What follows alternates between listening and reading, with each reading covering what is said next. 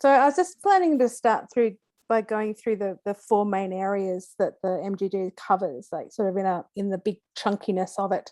You will have noticed in red compass, we display these as institutional arrangements, then policy and design decisions, then measurement and estimation, and then reporting and verification. And each of those four aspects have a lot, well, obviously they all link together into making the, as I always say, the picture in front of the jigsaw box. So it's basically developing a roadmap for what you need to do, who needs to do it, when it needs to be done by, how often it needs to be done, and what it's for. And so that you can sort of see, the other thing I'd like to do today is just reiterate some of the key lessons learnt from yesterday's presentations and how we think the MGD goes some way to solving some of those recommendations or implementing an improvement plan that will address those recommendations. So I'd really like to know what you as users of this material think is the most important thing, and what's how it impacts your daily lives, because we're such a little group, we can just have a chat. But if you, yeah, so feel free to pop stuff in the chat or unmute and have a chat, but I'll just give you some conversation starters. So under the institutional arrangements, one of the largest things we've found is, it is actually a question in the main group just before, which is the compilation of an MRV system for UNFCCC is often different to the compilation of an MRV for a RED+ project. Whether it's different in terms of data or methods or personnel or whatever, it's sometimes seen as a separate entity from in the institutional arrangement side. And that was one of the lessons that was, well, one of the recommendations was don't do that. So I'd be interested to see if there's examples of that being a barrier for you guys.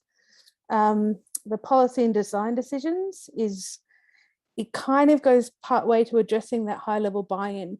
So if you know you need something for a RED+ project, but your minister wants something for an announcement at the Conference of the Parties at UNFCCC, you might be able to get more resources to do the latter and then make it one system. So you actually have a win-win.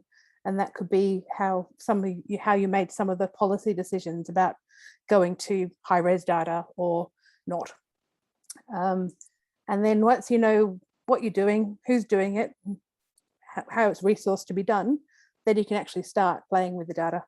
So the data and the tools and all the capacity building that has traditionally been provided through the GFOI and other project partners in countries is actually the how you do the work. But for me, that's kind of the third step, not the first step, which is also relates to one of the lessons. Like, don't do elements, build a roadmap and then implement it.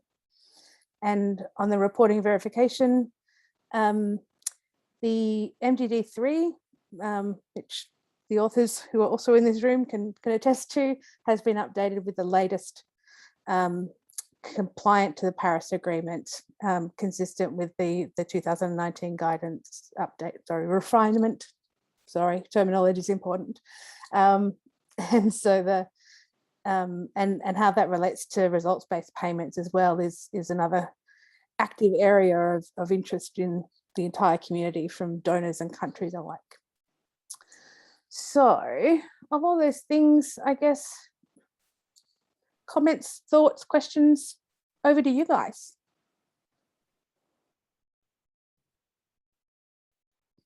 Yeah, I guess I can break the ice here. MDG was written prior the 2019 refinement, and that was very useful because basically what the MDG did was to deep dive much more into certain areas that the guidelines had, and also improve methodologies and provide much more detailed guidance on how to deal with things that the IPCC didn't have so deeply before, like activity data. It was an area where MDG was very active, And therefore that allowed the 2019 process to incorporate this into much more structured and already, let's say, digested manner than if GFOI MDG won't happen before that. So I think that was a very fundamental lesson learned, so that during the IPCC process, sometimes there is no time to really digest and discuss in depth some issues. And if this happened before, then it's much more likely that this will be incorporated into the IPCC in a more mature manner. And for example, there is one example that we didn't have time enough to discuss on the MDG, which was the biomass maps.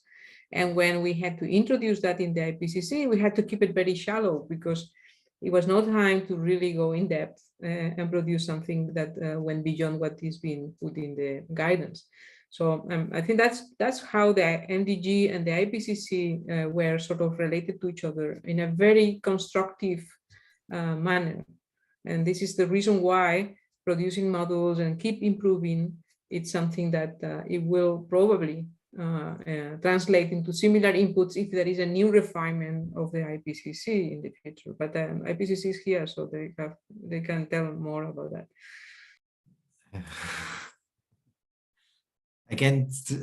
I usually cannot say anything about any issue. No, yes, this is of course very, very useful. I guess this comment is already somewhere in the text. To have, because as Maria said, usually when IPCC guidelines are drafted is a little bit a run.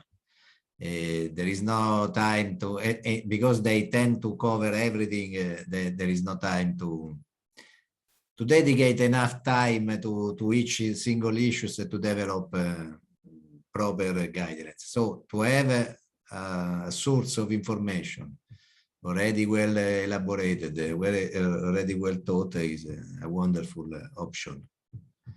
Well, actually, there are areas, for instance, there is a section in the IPCC guidelines that at the end became, I guess, a paragraph about the integration of a project with the greenhouse gas inventories. That is an area where still guidance may be elaborated by IPCC. To have already something well advanced is extremely helpful. Yes, nesting is something that's very close to my heart. We'll get onto that soon. But Martha has a question. Would you like to unmute yourself, Martha? Hello. Well, I have been working in like researching carbon sequestration at Colombian level, at country level, but I'm not very familiar with the chapter because, as you said, I mean, this initiative, and I'm sorry asking this now, but okay. I couldn't attend to the presentation yesterday, so I'm a little bit out of context. But this initiative is like a recent initiative, like 2 years or 3 years in the making, or 10. Has been working. Oh my sweet Lord. Anyway, but commenting on the IPCC guidances, it seems that they're a little bit outdated, or at least to apply at a national level or at a country level are a little bit outdated. Which chapter are you talking about, sorry? I think it's chapter 6. Okay. I think. Chapter 6 is grassland. No. I mean, yeah, a little bit, because, for instance, in my country, we have different ecosystems. We are hyper diverse and the whole thing. But when you try to look for specific values that you can apply to my country or to the particular characteristics of each ecosystem, most of the values that are in the IPCC in any land cover or land use are not that easy to apply to my country in particular. In that case, and I understand that because IPCC is working at the global level, they cannot go to every single country, every single ecosystem, every single land use that is available there. But I don't know how easy it is to incorporate the researches done at a national level to the IPCC. I don't know how, if it's that easy or if you have to go through a certain process or how you can feed that database. Into the IPCC or into the GFOI or into Colombia's National Greenhouse Gas Inventory? Because they're three different questions. Yeah, but no, the thing is, for the time being, the institution or the national institution that is working on the forest observation at national level is using exclusively the IPCC guidelines and values, which in my opinion, it shouldn't be that way, but yeah, it's just to have a framework of work that can be easily comparable outside of the country. I get that.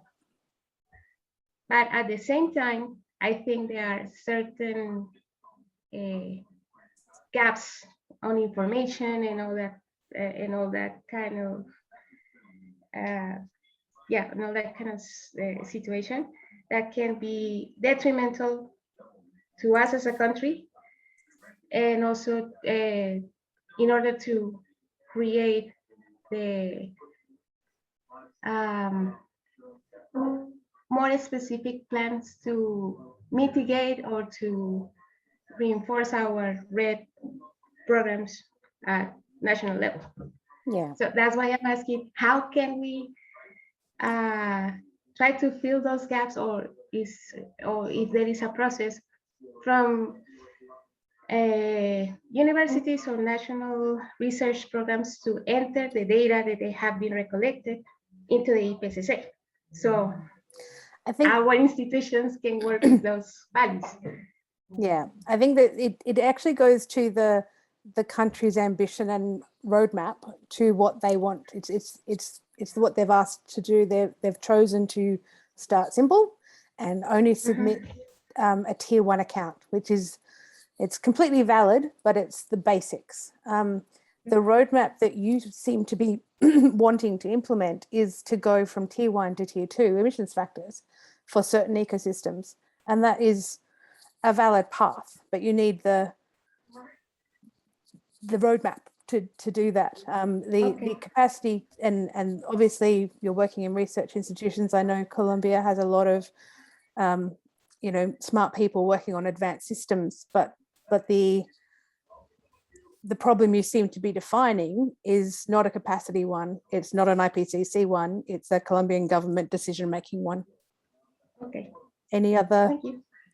What I may, maybe I may add that IPCC has an emission factor database, which is open to everybody. Input. So you may input, you may propose your data to IPCC to be input in this database. And then when the new refinement, revision, the new guidelines will be published, it's likely that those data stored in the emission factor database will be considered.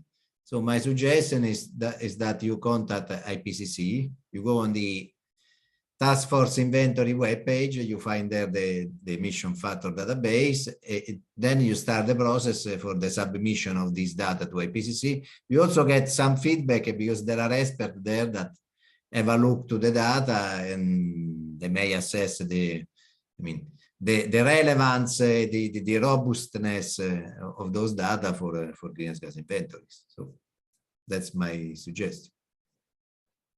Thank you.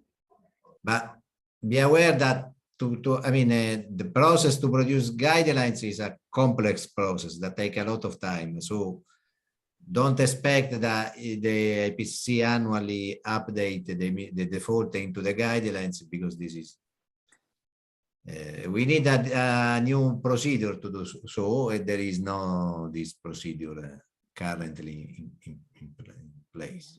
Yeah, and if may add, as Nikki said, that there is the tier 2 approach, where you can, Colombia or whoever country can bring their own emission factors developed by a research institution or whoever, and it's perfectly all right to use those emission factors within the methodologies and equations that the IPCC recommends for estimations of grasslands or wherever.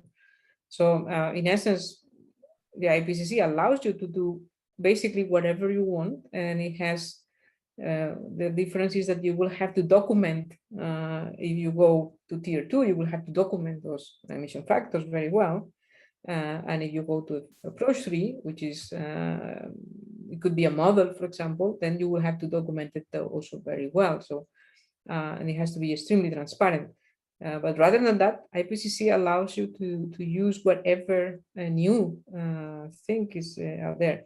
And if I may connect with MDG back, I will say that one of the reasons why and the MGD component links to the R&D component and the data component is basically also to see if what is proposed by the research community and the data which is coming, which is new, how this is up to the stage of being operational and being easily to be used by inventory compilers or by REDD+ national forest monitoring systems, so that because it happened in the past that some very new and innovative methodologies came into the play. They were not tested, they were used by countries, and then they realized that that was not exactly what they expected. So to have this intermediate step where the maturity of the technology, the maturity of the methodology is assessed is also extremely important. In essence, it's also what IPCC prevents. That's why it gives you some general guidance and require you to document very, very intensively whatever is extremely new. And rather, if do you follow the standards like the tier 1, which is not the best, obviously, for every particular country, but at least is something that is comparable across, then it's also okay. So, I mean, in essence, I think what you are requesting is already there. And the point is that MDG, for example, helps this process a lot. It's been focusing on forest, obviously. And this is one of the things that we've been discussing also. I mean, how we make MDG more sort of compatible with the rest of the IPCC guidelines and easily to be embedded into, which the 2019 refinement was a very good exercise to start doing so.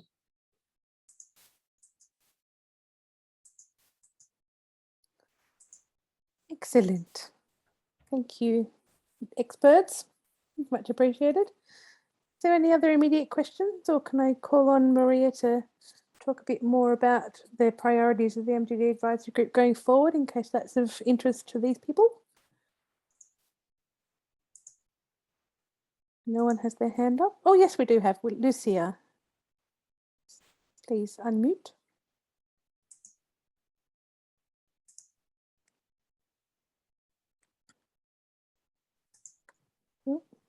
There you go. Hi, I was wondering if you can expand a little bit more on the new model about the spatial data uncertainty. So what are you considering putting in, and yeah, how it would look like?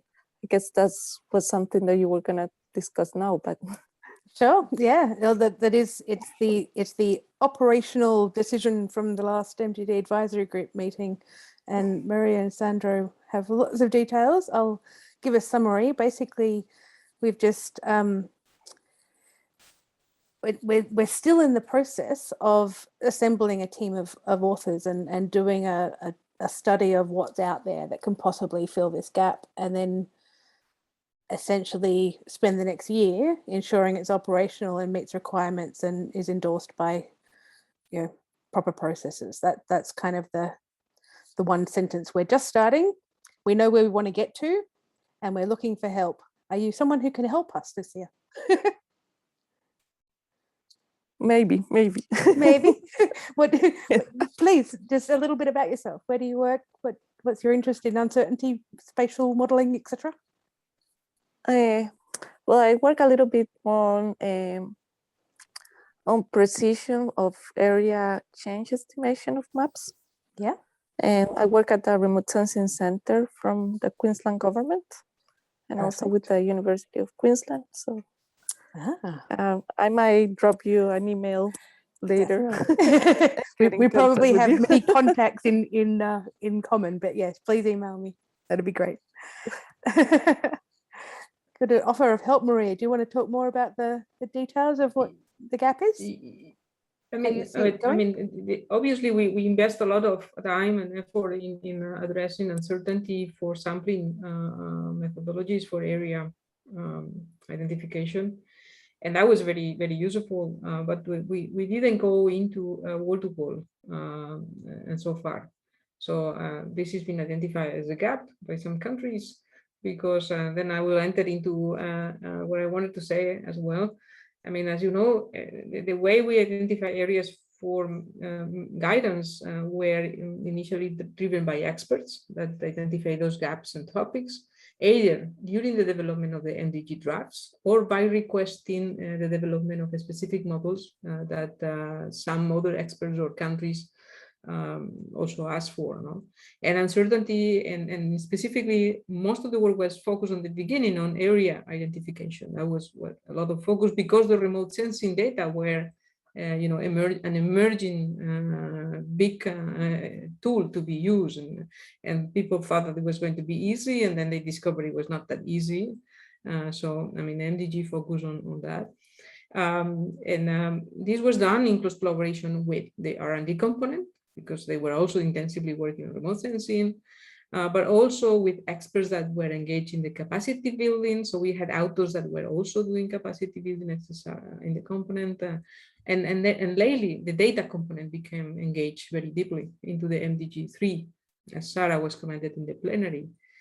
So in this sort of work that we were doing, this idea of assessing, and the criteria were developed by R&D component, the maturity in terms of how to be operationalized of those methodologies and tools came into the plate, and came into the plate of the advisory group to have the final goal for those, and the final revision for those. Obviously, what happened later was that there were some countries that were extremely advanced in terms of their monitoring systems, and we, as MDG authors, discovered that it was extremely interesting also to bring them into the discussion, because there were things that we could not envisage or imagine that it was possible to be learned from their experience. So now what happened is that the request to the MDG comes from different sort of corners, from the users, from the experts, from the governments, etc. Right? And in this context, what issues are emerging, and we have in the advisory group plate, were the biomass maps that were started to be discussed in the earlier version of the MDG, but we never concluded the discussions on the model because we didn't have time. And now CEOs took also the lead on the biomass products, and there is part of the biomass maps are dealt with in there, so we can sort of continue this or see how could be incorporated in the MDG. Then it was also a discussion about how to best understand and estimate the legacy emissions. And that was a request also by one of the partners to better address this topic. And finally, it was the uncertainty around approach 3 or the land identification approach to the IPCC, the wall-to-wall. And those are basically the three things that we have in the plate. The most advanced in terms of moving forward is the uncertainty, because there is one agent which is supporting the work, and therefore it goes faster. But the other two are also in our plates. It's also extremely interesting that we could include, maybe not in the MDG, but in the red compacts, as part of the new register of tools or the new open MRV, full documented examples of how countries are building their national forest monitoring systems, because there are countries which are very advanced. And we, for example, discovered that that was extremely useful to have debates with those responsible persons in the countries. And there was a lot of things that we will do in different way if we will not talk to them, right? So obviously they were more easy to be later on assimilated by the countries. So, and that's, I think it's important to have the MDG collectivity and community still working together and bridging with the capacity building, with the data, and with the research and development component. And if I will redesign the GFOI figure that Tom put at the beginning, or Sylvia put there at the beginning, I will put the MDG in the center, because in a way it should be the channel that outputs things from GFOI to a wider community that is not the usual freaks, no, that we are attending all these meetings. So, and that's also fundamental in terms of what will be the contribution of the GFOI to this idea of harmonization that it was also debated yesterday in the plenary. Are we going to harmonize, and how we're going to harmonize? And I don't think harmonize means equal, right? Harmonize means compatible. Harmonize means transparent. So we cannot pretend that a simple recipe, which is prescribed line by line, it will work for everyone. So we need, in this harmonization process, exercises like the NDG component and the GFOI channeling all this knowledge, I think are going to be fundamental, which led us to that everyone wants to contribute to the global stocktake, and everyone wants to contribute to the global stocktake with numbers, and that's fine. But someone has to guarantee that those numbers are comparable somehow. So, and that could be one of the interesting ways GFOI can contribute, to have those debates on how and why the numbers are not, or compatible or not, or bottom up or top down, or wherever, because we have all the communities in there. We have the space agencies, we have global initiatives, and we are a global initiative as well, but we have our basis is the countries, and our end user is the countries. So we are in the perfect solution, in the perfect situation to not to directly contribute, but to create the enabling environment for a constructive discussion. And that's all what I wanted to say in here by now. You used one of my favorite phrases, enabling environments. That's what it's all about. Yeah. Can I enable anyone else to raise their hands? This is safe space. Please ask questions. We have about 10 more minutes by my calculations.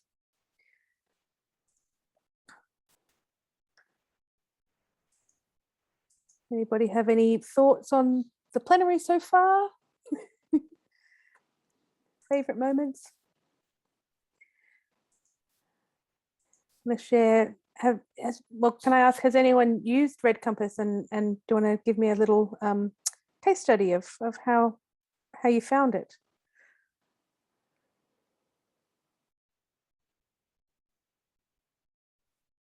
That you're all shy. Okay.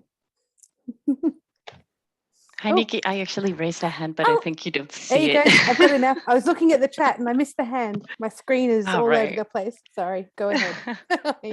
Okay. Now, just a question, if you can elaborate a little bit on.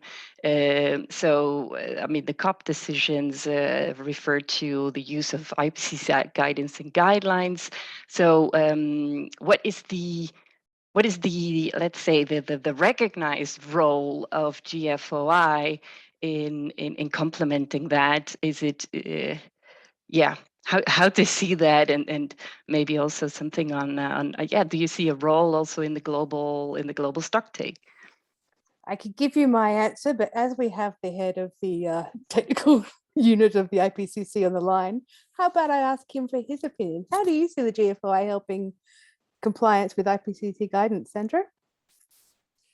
No, but I guess my understanding on Mariki is how the GFOI is referenced into the legal framework for reporting under the Paris Agreement. Oh, yeah. I don't think there is this where we make the Well, enabling environment. The refinement make reference, but you know, the refinement is not adopted. There is also some somebody that doesn't want to adopt it at all. So this clear link is not there. Fair That's enough. what I mean. Okay. Well, I might go back to my standard non-IPCC expert opinion of that question, which is it's literally enabling environment again. Sorry, it is just that. It's the GFOIs, or the MGD in particular, ensures that the countries that work with the GFOI have the ability to make an IPCC compliant UNFCCC ready account. Like it's all of the information and resources and knowledge sharing and that it's our whole reason for being, is to, like Maria said, instead of just saying there's some data, go analyze it, we say choose the data set based on these policy decisions so that when you analyze it, it can be a compliant account to these major climate change initiatives globally. A lot of, it's not unique in that. I think I struggle with finding what the GFOI is uniquely, because a lot of programs that have been run in countries or capacity building initiatives that are still live and not GFOI partners officially still do that as well. But we, I guess the uniqueness is the MGD advisory group. So I might throw to Maria. What value add do you think? No, I think the value added is, as I indicated earlier, is that there is enough time and space to really digest. And we have some examples where methodologies were put in the table initially by the experts, and then with some examples with countries, they figured out they had to sort of explain how to use the methodology well, because it was not sometimes used in the best way. It led to results. So I think that's the beauty of GFOI, because it's a continuous exercise, and the experts, I have to admit that the experts engage a lot. I mean, I never dreamed on such a huge amount of experts with the quality that they had to be deeply involved in writing NDG, discussing in the working groups and so on, and lately even discussing with countries, so that they were basing their knowledge and expertise also on reality, which is what sometimes is lacked in the research papers, no, the reality. So, and that led to sort of prevent some things that could go wrong to go better. So that, to me, this is the added value of GFOI. The added value is the community that is being created and that we have to preserve. Perfect. And as I made obvious earlier, I couldn't have put it better myself. There was a second half to that question, Marika. Do you want to, what was the last point you made? I remember there being something else. I just don't remember what it was. I know the last point was about the role in the global stock take, but I think Sandra addressed that. Yeah. No, I didn't address. But okay, Maria made the reference. No, Maria in her previous intervention, but because you were not here, yeah, she mentioned the role. There is some role in terms of I don't know, Maria, if you are going to do something in terms of data quality of general assessment. That's, you may explain better to Maria. No, what is happening now is basically that there is a lot of excited communities that want to contribute to the global stock take, and well, some of these communities are partially in GFOI, and they want to provide inputs to the global stock take. So what from NDG component and the advisory group we are doing basically is to make sure that we are somehow there, so that they don't go into a direction that will be impossible to reconcile later. And what we are discovering also is that at the beginning, for example, the global observation community, what at the beginning they really want to show is what they have. So they will be happy just showing what is out there now that was not there before. So in essence, I think that's where GFOI can contribute. No, it can sort of plug into the right place some of those communities and connect to what is been happening and actually with the needs of countries better, and help them to shape their contributions better in terms of creating a constructive narrative, right, and not a confrontational one. And of course, they will ideally we could sort of produce some estimates data. That will be ideal, of course, but I mean, let's see, no, let's see how things evolve. But so far, I was surprised, for example, by the fact that I was expecting this particular contribution from the global observation community to go into data, and no, so far they are just explaining what they have, because of course many people doesn't really know, and there's a lot of things. And the next step probably will go towards producing data, no? And I'm convinced that GFOI has to be sort of also there to ensure that all what is being learned is not ignored, right? And that we don't reinvent 100 wheels before we test one. So that's, I think, the added value. That's beautiful. Well, it is on the hour. I won't say which hour because we're all in different time zones, but I think that is our cue to make our way back to the main room. If that's okay with everyone. Thank you so much for joining. I hope you got something out of it. I certainly did. Thank you, Sandra and Maria in particular. Thank you. Okay, we'll see you back in the main room. Thank you. Yeah.